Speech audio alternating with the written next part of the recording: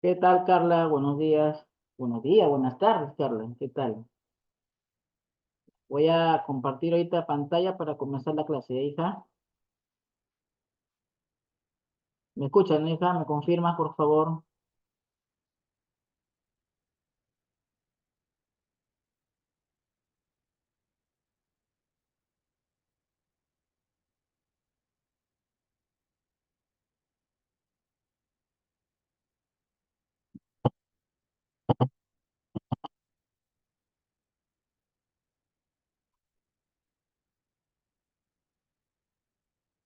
Vamos a comenzar la clase, hija. Vamos a comenzar.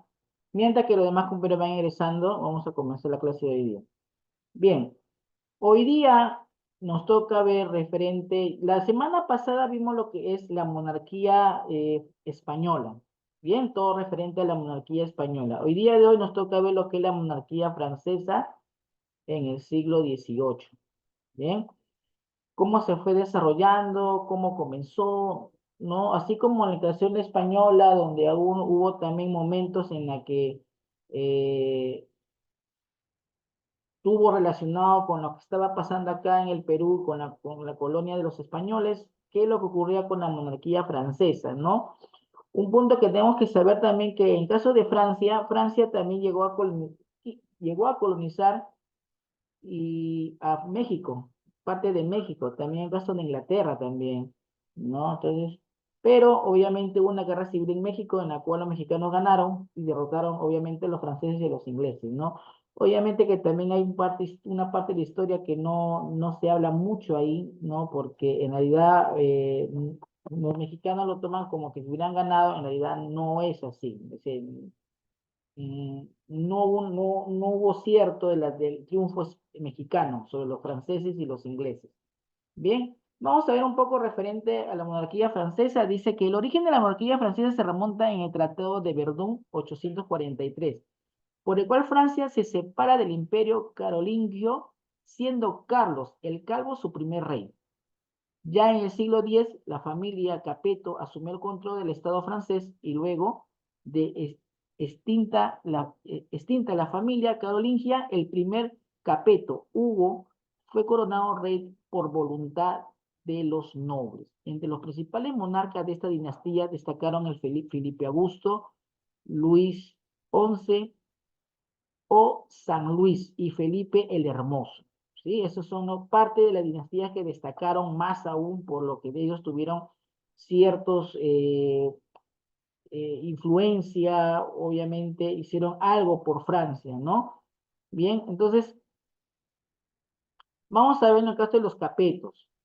Gobernaron de forma continua entre los años 987 y el año 1328. Su nombre proviene de Hugo Capeto, 938 al año 993, duque de París y fundador del linaje. Fue elegido monarca por la nobleza y el clero en el año 1987. Cuando hablamos de clero, estamos hablando en sí de lo que es la parte de la iglesia católica, ¿no? De los sacerdotes. Bueno, católica y no católica porque hubo obviamente un solo englomerado del clero, nada más. Bien.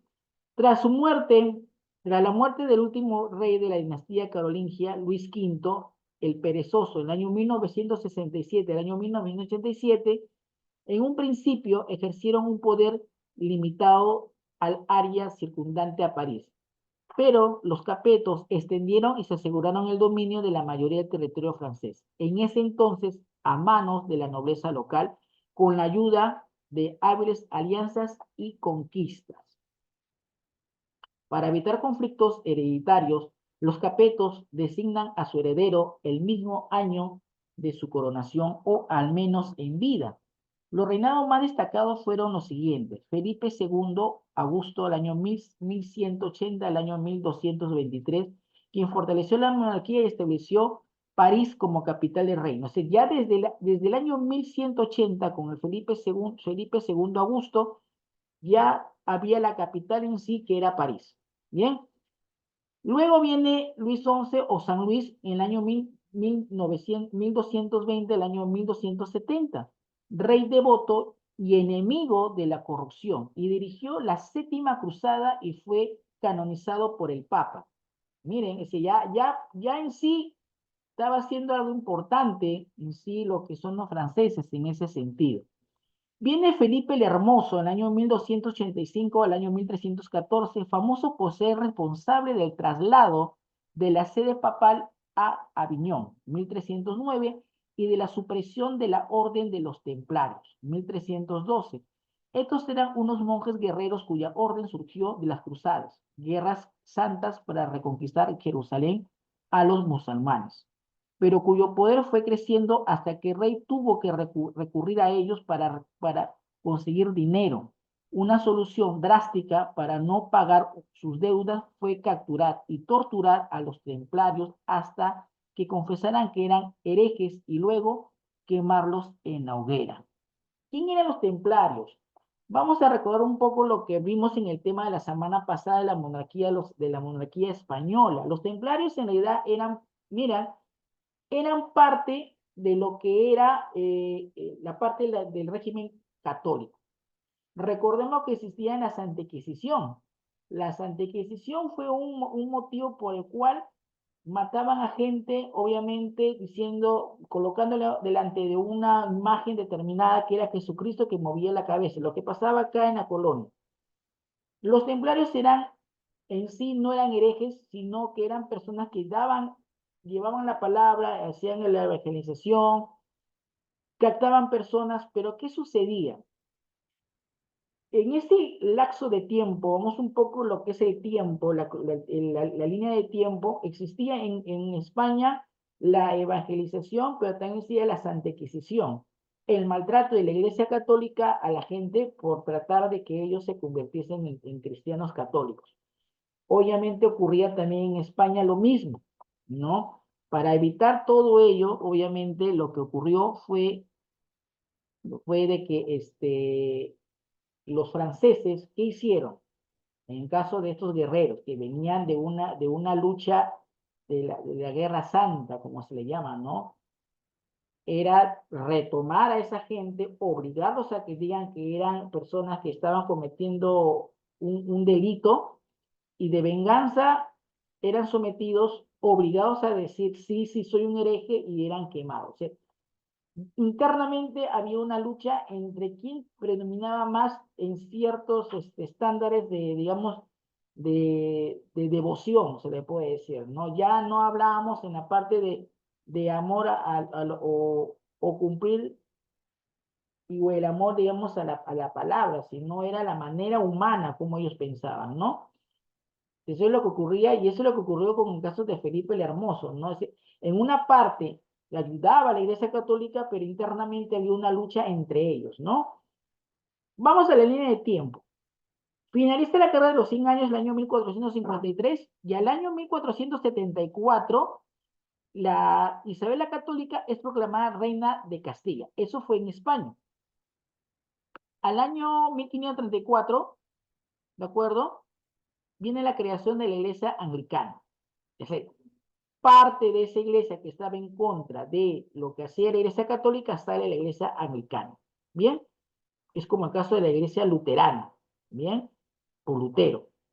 Luego, en el año 1543, Nicolás Copérnico plantea la teoría de la heliocéntrica, es decir, el centro del planeta, del todo el sistema planetario, era lo que era el Sol. ¿Sí?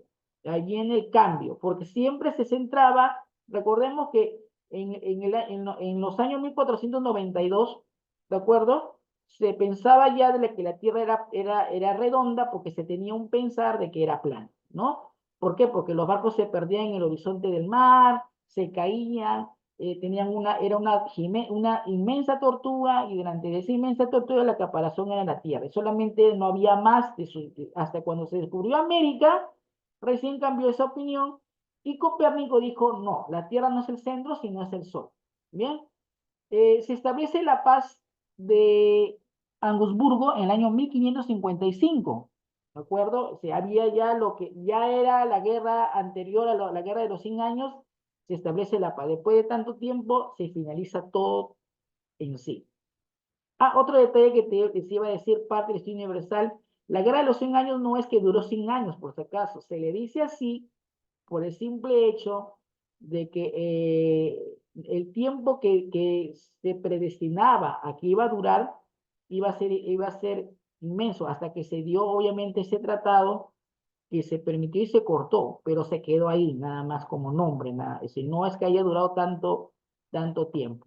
Entonces ya hemos visto en caso de los capetos, ahora vamos a ver, y de los capetos ya hemos visto a tres que resaltan: Felipe II, San Luis o Luis y Felipe el Hermoso.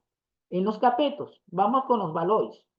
Cuando el último hijo, Felipe VI y Carlos VI, el Hermoso, falleció en el año 1328 sin dejar un heredero varón que lo sustituyera en el trono, una rama joven descendiente de los Capetos, los Valois, tomó el control del reino de Francia.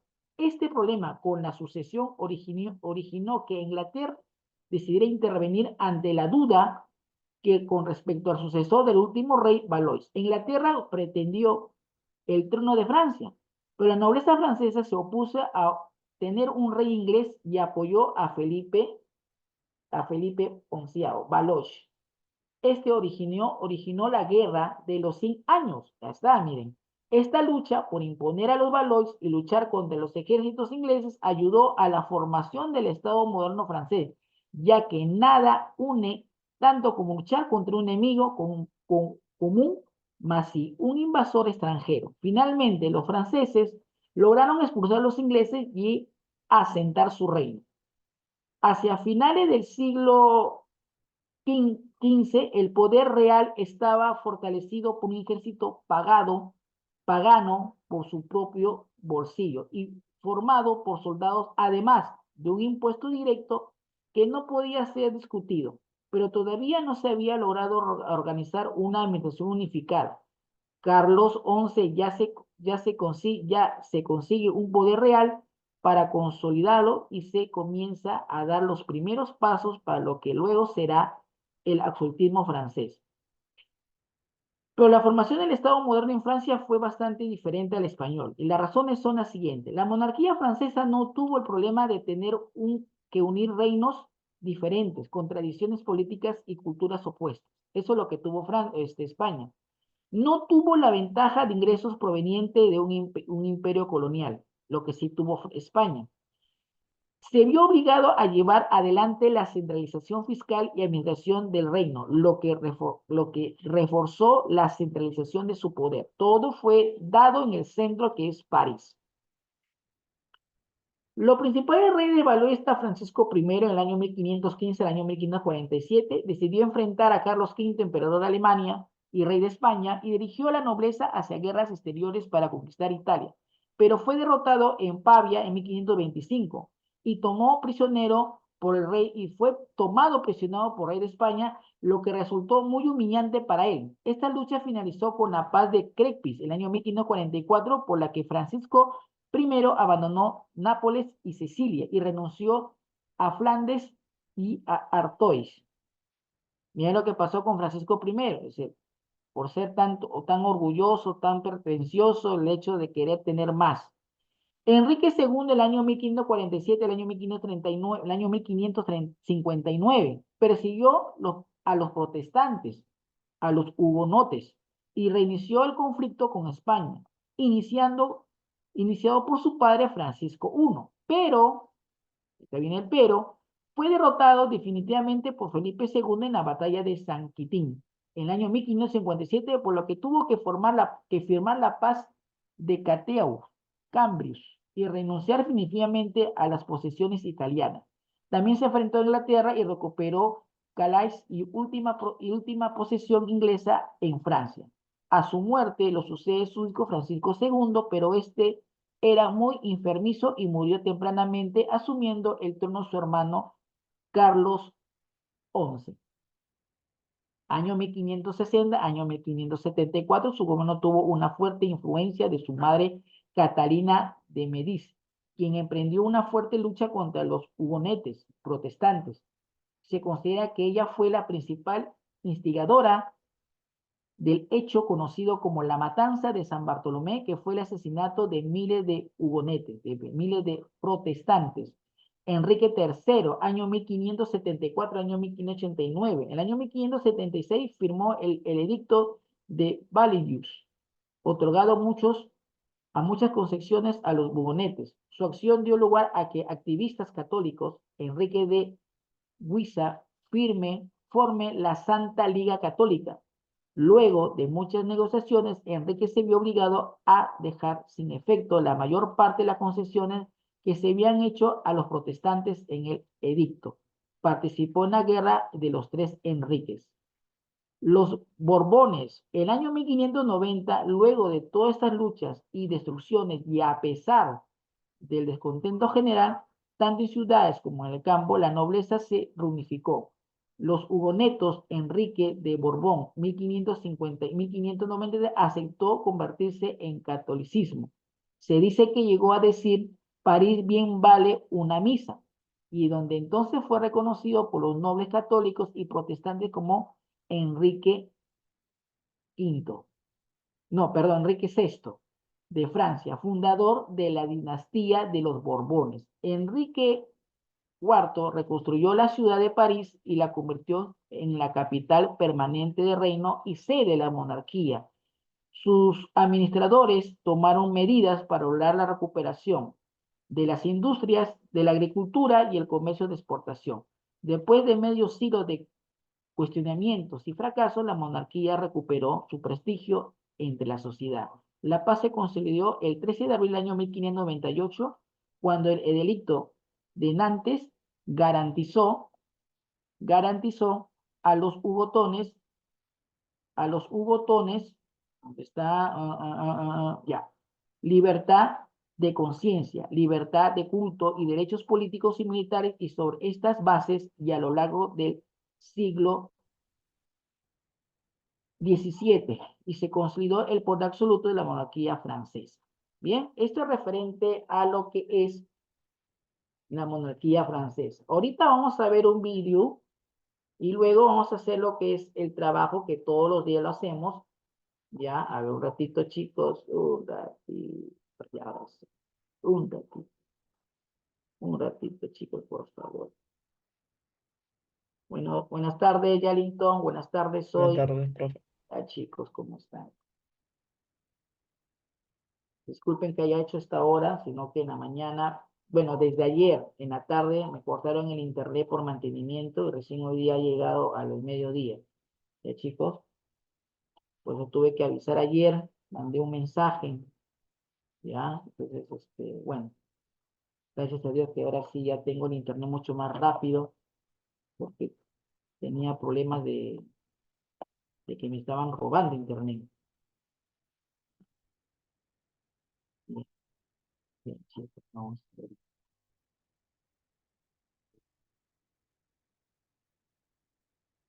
Atenten el video que voy a colocar, porque de este video voy a dejar un pequeño trabajo sencillo nomás, chicos. No es nada fuerte, ¿ya? Recuerden que también tienen el trabajo del día de ayer que dejé también de Historia del Perú. Por favor, lo comiencen a trabajar, ¿ya? Por favor, un ratito, un ratito. O sea que mi internet está, como le han hecho un mantenimiento bien hecho, entonces está un poquito lentito hasta que nuevamente comience a agarrar el ritmo a mi máquina, ¿ya?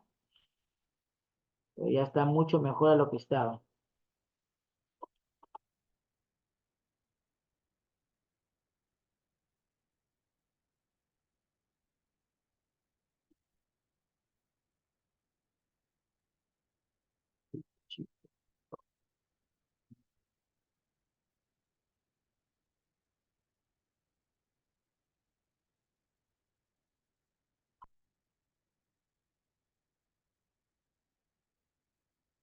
A ver, un ratito.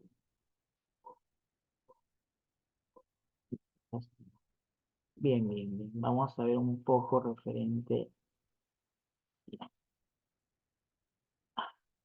Vamos a ver un poquito referente a. Vamos a ver un poco primero la historia de Francia, para que más o menos ustedes tengan un referente a la historia de Francia. Y luego vamos a ver un poco ver lo que es la monarquía de Francia, ¿ya? Un ratito, a ver. Hoy vamos a hablar de un país que bien. A ver, a ver.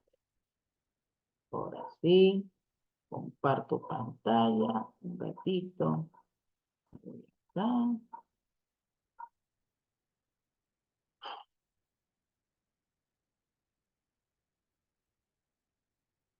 Muy bien, chicos. ¿Me confirman? ¿Ven mi pantalla, chicos? ¿Me confirman, por favor? ¿Ven mi pantalla, no, chicos? ¿Me confirman?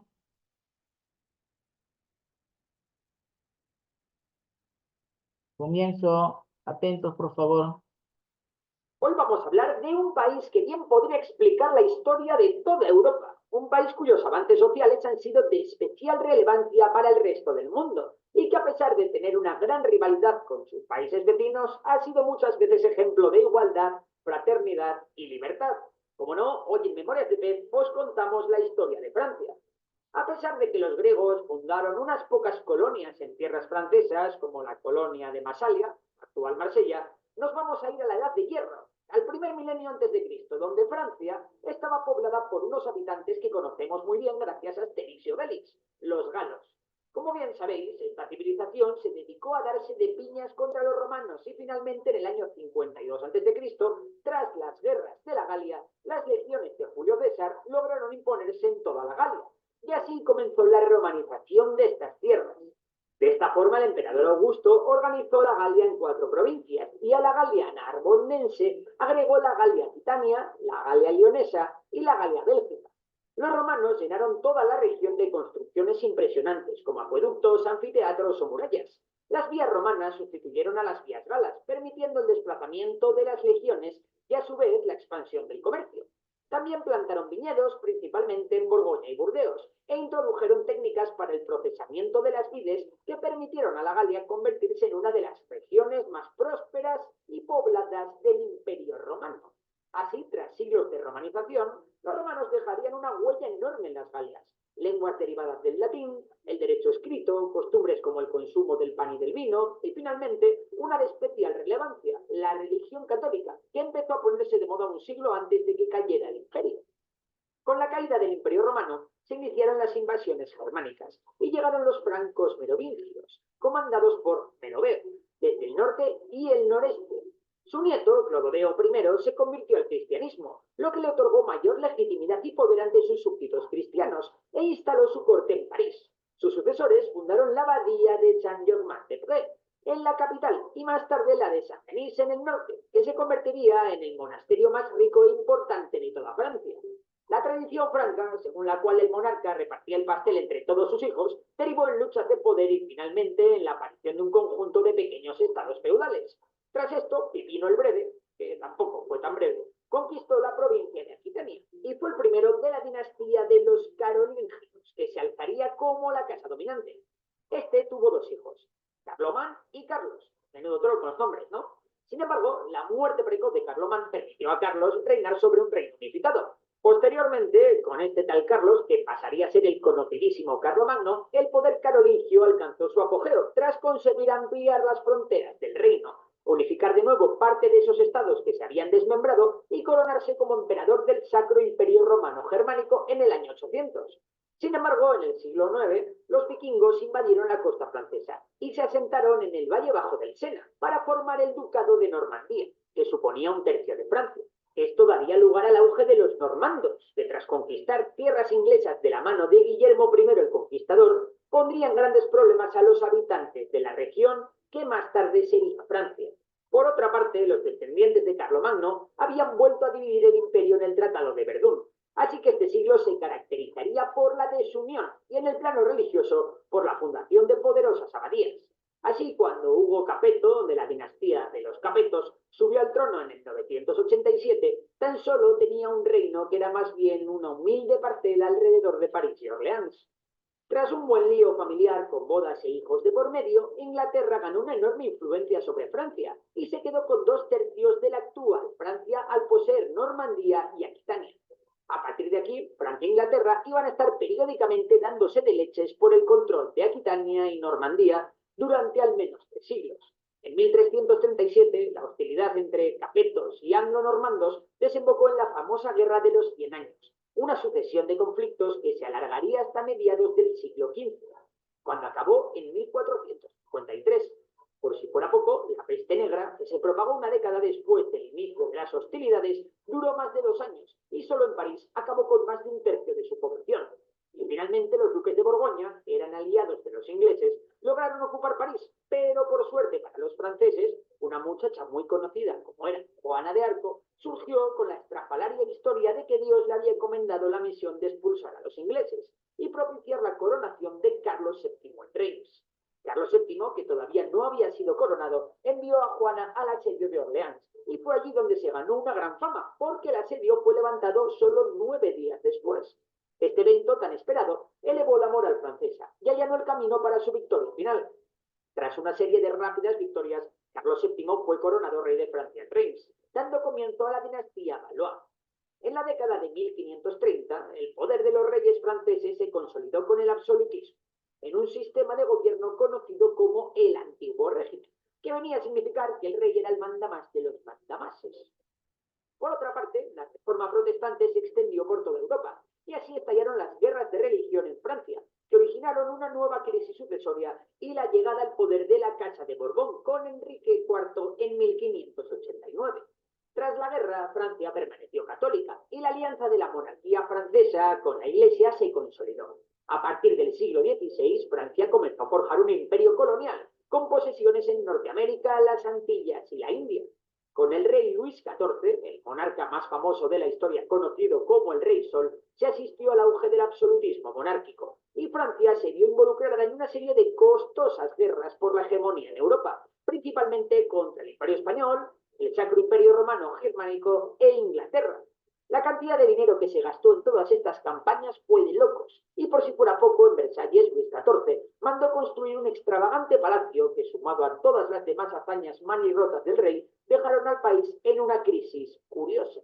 Además, la Guerra de los 7 Años, que trajo la pérdida de las colonias francesas de Canadá, le salió muy cara a la monarquía, pues contribuyó a que se extendieran por Francia las ideas radicales impulsadas por la Revolución de las 13 Colonias, que dio como resultado la independencia de los Estados Unidos.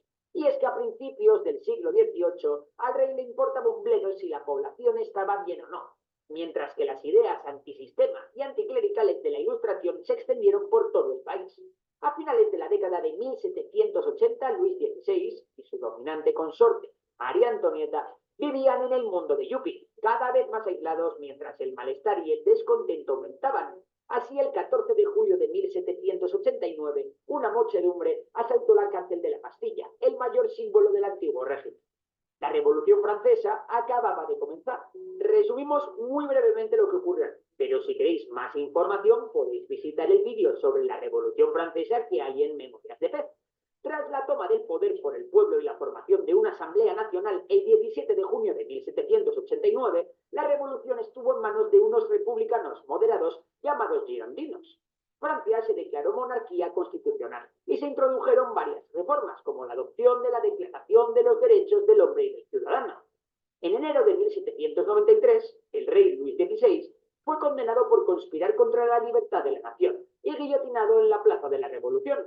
Y es que resulta que los girondinos fueron derrotados por los jacobinos, una facción más extremista liderada por Robespierre, que abolió la monarquía e instauró la Primera República. Y también instauró el reinado de terror, en el cual miles de personas fueron encarceladas y decapitadas.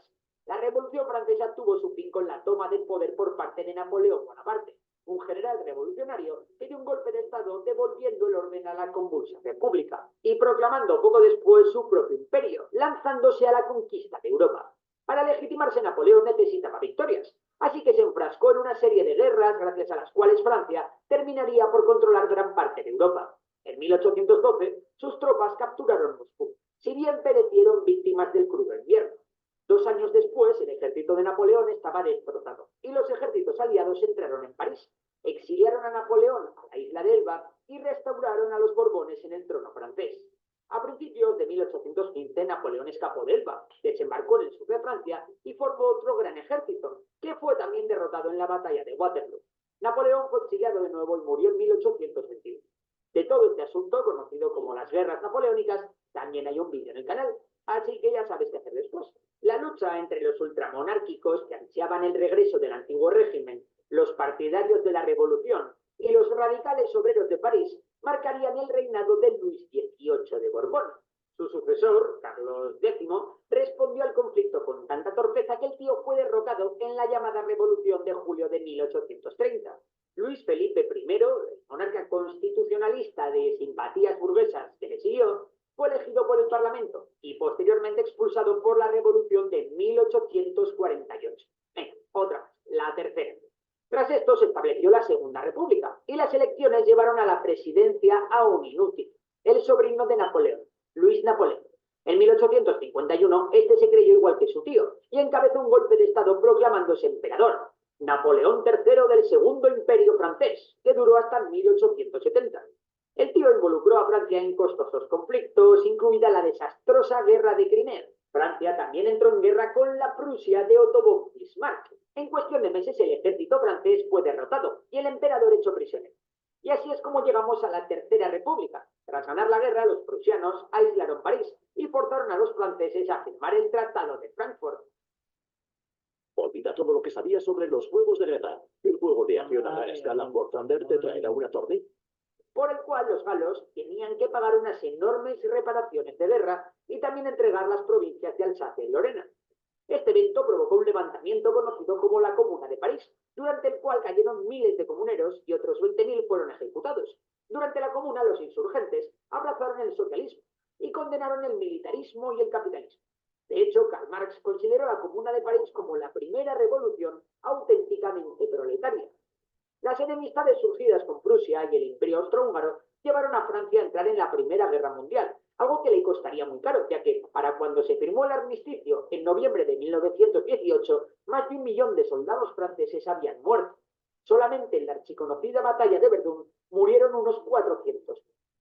Tras la victoria del bando francés, los aliados impusieron a Alemania el Tratado de Versalles, donde estos se vengaban de Alemania con humillaciones territoriales, el pago de prohibitivas reparaciones de guerra y limitaciones al ejército alemán. Sin embargo, cuando Hitler toma el poder, el Tratado de Versalles se convertirá en papel mojado. En un principio, los franceses trataron de apaciguar al alemán, pero 2 días después de que Alemania invadiera Polonia, en 1939, Francia se unió al Reino Unido y ambos le declararon la guerra a Alemania. Para junio de 1940, Francia había capitulado y los alemanes habían partido Francia en dos. Una zona estaría dominada directamente por Alemania y en la otra habría un estado títere, en la localidad de Vichy, gobernado por el general Pétain, un veterano héroe de la batalla de Verdún. La Segunda Guerra Mundial devastó el país. La producción industrial se dedicó en exclusiva para alimentar la maquinaria bélica alemana y los ocupantes se habían llevado prácticamente todo lo que tenía valor. La agricultura llegó a caer más de un 25%. Con este drama, la Francia de la posguerra necesitaba un gobierno central fuerte, con amplios poderes para reconstruir la industria y el comercio. Sin embargo, en 1947 continuaban las políticas de racionamiento y Francia tuvo que recurrir a Estados Unidos para obtener préstamos en las ayudas del Plan Marshall, con las que aliviar un poco su economía. Finalmente, en 1946 se aprueba la Cuarta República, que estuvo marcada por un periodo de agitación política en la cual numerosos gobiernos, formados por coaliciones de todos los colores, se sucedieron en el poder. No fue hasta 1950 cuando la economía francesa pudo respirar con cierto alivio. Por otra parte, esta década también supuso el fin del colonialismo francés. Bajo el mando del inteligente general Giap, los vietnamitas perfeccionaron una forma de guerra de guerrillas que se mostró muy eficaz contra los franceses. Tras la derrota en Dien Bien Phu en 1954, los franceses se retiraron de Indochina. La lucha por la independencia argelina fue la más chunga. Argelia, que en teoría era un departamento francés, estaba controlada en la práctica por colonos franceses que lo único que querían era mantener sus privilegios. Aferrada a sus posesiones, la comunidad colonial, apoyada por el ejército y la derecha francesa, rechazaron todas las exigencias argelinas para alcanzar la igualdad política y económica. Así que finalmente franceses y argelinos fueron a la guerra. La guerra de la independencia de Argelia, que se dio entre 1954 y 1962, fue extremadamente sangrienta. Se dieron ejecuciones sumarias, inquisiciones, torturas, masacres, una absoluta locura que evidentemente acrecentó el deseo independentista. La cosa estaba muy caliente y se evitó por muy poco un complot para derrocar al gobierno y reemplazarlo con un régimen militar. Charles de Gaulle, que se había encargado del gobierno de Francia tras la Segunda Guerra Mundial, aceptó asumir la presidencia en 1958. Finalmente, un año más tarde, los argelinos consiguieron su independencia tras años de rebelión y guerra. La Constitución de la Quinta República fue aprobada el 28 de septiembre de 1958. Con De Gaulle, Francia intensificó sus relaciones con los países del tercer mundo y con el bloque socialista, y mantuvo una actitud muy nacionalista, que llevó al país a alejarse de la OTAN. Francia también puso todos sus esfuerzos y gran parte de sus ahorros en desarrollar su programa nuclear. No obstante, a finales de los 60, la pérdida de las colonias, la oleada de inmigración y el aumento del desempleo habían debilitado mucho al gobierno. Los estudiantes, que admiraban a Fidel Castro, el Che Guevara y la lucha negra por los derechos civiles en Estados Unidos, comenzaron una serie de protestas contra la guerra de Vietnam y contra el gobierno francés, que alcanzaron su clímax en mayo del 68, después de una brutal intervención policial durante una manifestación en la Sorbona de París. De la noche a la mañana, la opinión pública se puso del lado de los estudiantes y en cuestión de días una huelga general, secundada por 10 millones de trabajadores, paralizó el país. Así, De Gaulle fue derrotado en 1969 en un referéndum nacional y al día siguiente dimitió. En cuanto a la política exterior, tras la Segunda Guerra Mundial, Francia fue miembro fundadora de la OTAN y de la Comunidad Económica Europea, que se convertirá después en la Unión Europea. Francia apoyó a Estados Unidos en la Guerra del Golfo en 1990 y años más tarde, con la presidencia de Chirac, Francia se opuso a la invasión de Irak en el 2003. Tras los últimos 20 años, Francia sigue siendo y será una de las mayores economías del mundo, ostentando un alto índice de desarrollo humano, además de ser uno de los 5 miembros permanentes de la ONU, junto con Estados Unidos, Rusia, China y Reino Unido. En definitiva, que la historia del mundo y de Europa está totalmente ligada a la de Francia. Y hasta aquí el vídeo de hoy. Si te ha gustado, ya sabes que puedes darle a like. Muy bien, chicos. Hemos visto un poco referente a la historia de Francia, como es un poco que se habla, hemos visto también referente a lo que hemos visto hoy día de las monarquías, cómo se da, ¿no? Bien. Ahorita lo que van a hacer, mientras que tenemos poco tiempo en el Zoom, van a hacer la actividad de la ficha. Luego van a entrar al nuevo link que les voy a dar ya entre un rato para que ustedes puedan presentar, ingresar. Ahorita lo que quiero es que me vayan resolviendo actividad de aplicación, es decir, de la 1 hasta la 10. Comiencen y ya saben, me envían la captura a mi WhatsApp, se acaba el Zoom, ingresan al nuevo link que yo les voy a enviar dentro de un rato. Ya chicos, por favor, comiencen.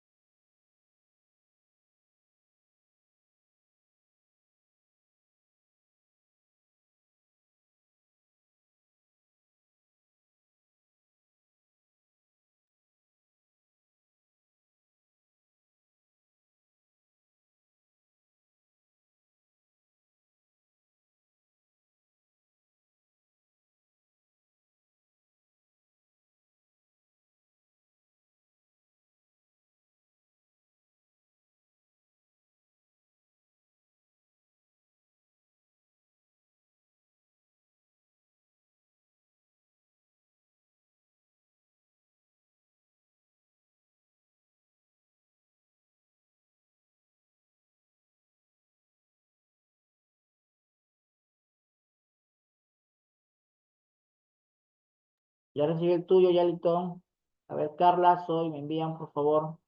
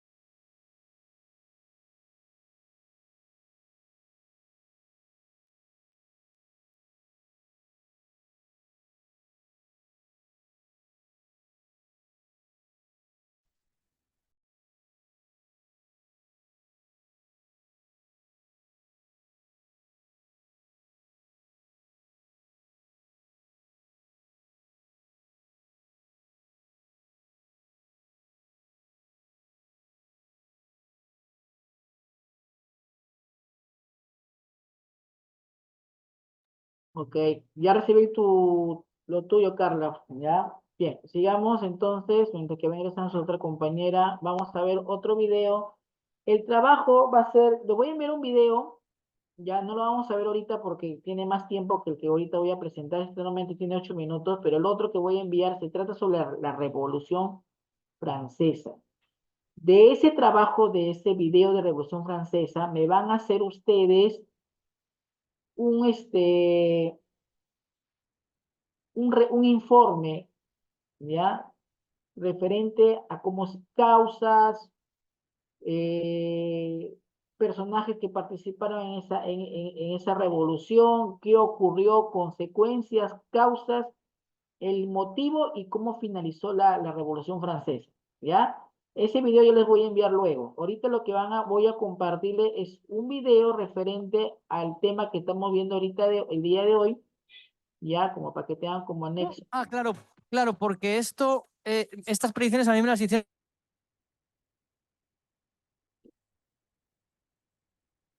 Ratito.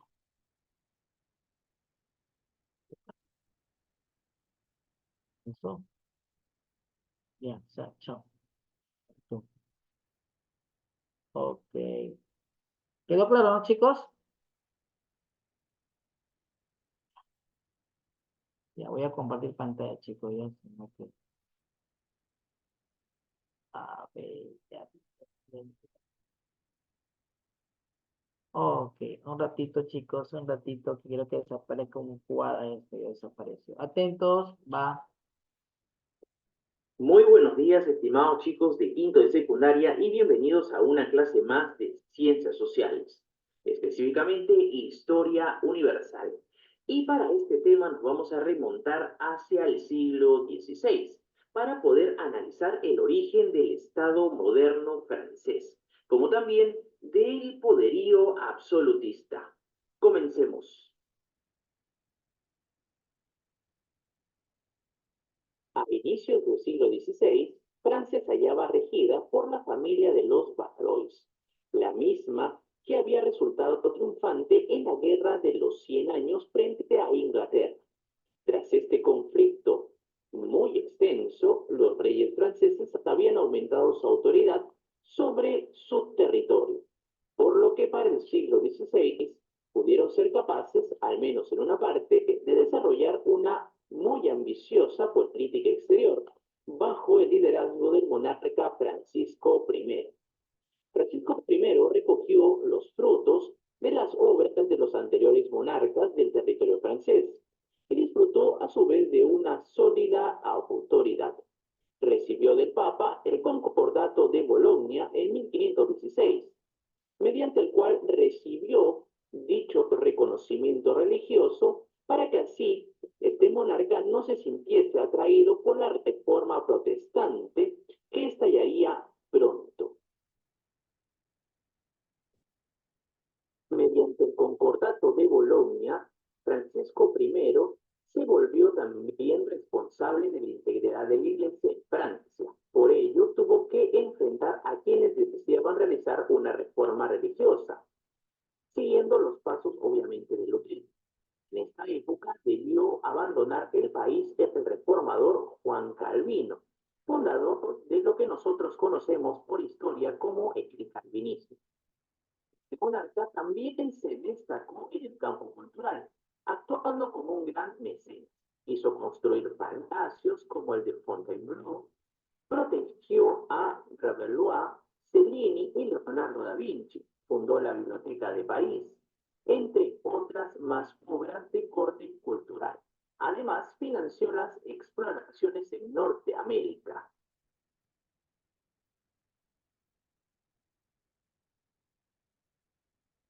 El gobierno de Felipe I estuvo caracterizado por una conflictiva política exterior, ya que durante su gestión se generó una fuerte rivalidad con la Casa de los Habsburgo, representada en esa época por Carlos I de España.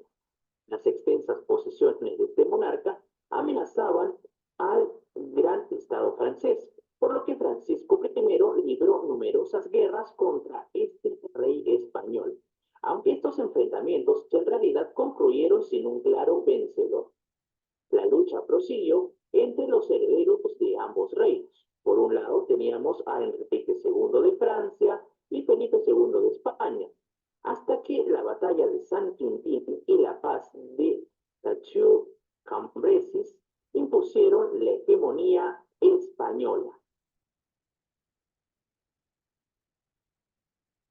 Al finalizar el gobierno de Francisco I, se inició en Francia un periodo definido por las guerras de religión.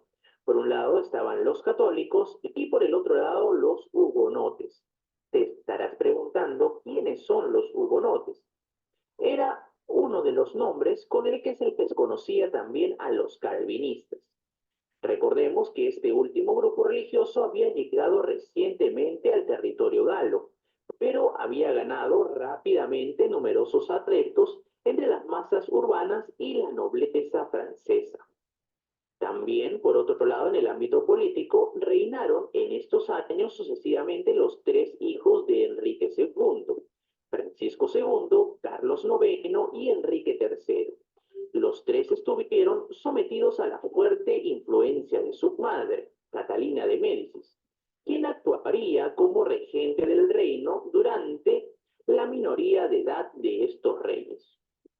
Luego del corto reinado de Francisco III hasta 1559, subió al trono Carlos IX, en cuyo periodo estallaron abiertamente las rivalidades religiosas, en episodios como la matanza de Bailly en 1562. Para poder finalizar el conflicto, se firmaron algunos documentos que reconocían el derecho de los protestantes a practicar su religión y les concedían ciertas garantías. Pero la debilidad de la corona hizo que ninguno de estos compromisos se respetase. Y tras la matanza de San Bartolomé en 1572, en la que miles de calvinistas fueron asesinados por los líderes del Partido Católico con consentimiento del monarca, la situación definitivamente se salió de control. Yo soy profesor infantil, tenía un alumno que solo participaba cuando estábamos en matemáticas, contestaba.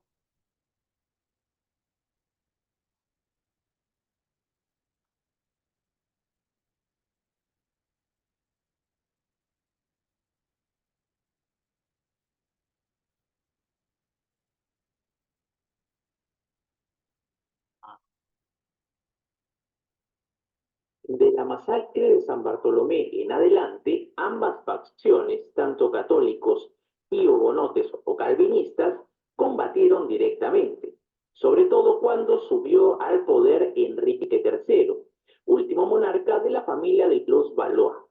Como este rey no poseía herederos directos, a la muerte del mismo, la corona pasaría a Enrique de Borbón, rey de Navarra y jefe de los hugonotes. Contra esta posibilidad se levantó la Santa Liga Católica, dirigida por el duque Enrique de Guisa, iniciándose el conflicto conocido como la Guerra de los Tres Enriques. Este enfrentamiento fue la dramática culminación de las colosales luchas religiosas que ya llevaban décadas en el territorio francés y que pronto costó la vida de uno de los tres líderes en pugna, Enrique de Guisa, en 1588, por orden de Enrique III. Este suceso sublevó a los católicos contra el Valois, que fue asesinado al año siguiente por un monje dominico. El sucesor al trono, Enrique de Navarra, enfrentado a los católicos franceses y a los refuerzos que les enviaba el rey español Felipe II, decidió de manera muy astuta renunciar al protestantismo, con lo que eliminó el único obstáculo que le impedía reinar sobre Francia. A partir de entonces reinó como Enrique IV, inaugurando de esta manera a la dinastía de los Borbones en la corona francesa.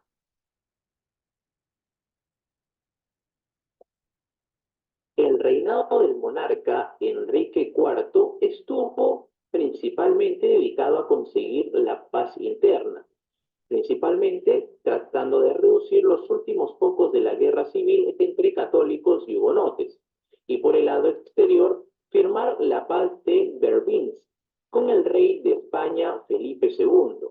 Destaca en este sentido el famoso Edicto de Nantes en 1598, que resolvió el problema religioso al reconocer al catolicismo como la religión oficial del reino francés. Al mismo tiempo, consagraba la libertad de los protestantes para poder practicar su religión en todo el territorio galo, a excepción de la ciudad de París. Esta concesión venía relacionada al derecho a poseer fuerzas armadas suficientes para defenderse de alguna posible agresión de los católicos hacia los hugonotes.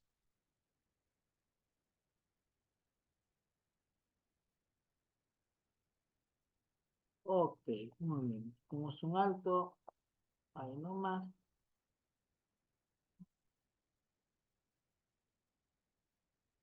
Ok, chicos, muy bien. Este video igualmente lo voy a enviar.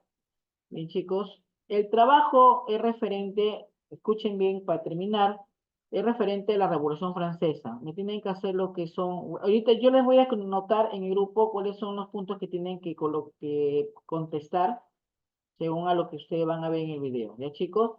Eso sería todo por hoy. Nos vemos el día lunes, normal, el horario. Muchísimas gracias por su comprensión y nos estamos viendo el día lunes.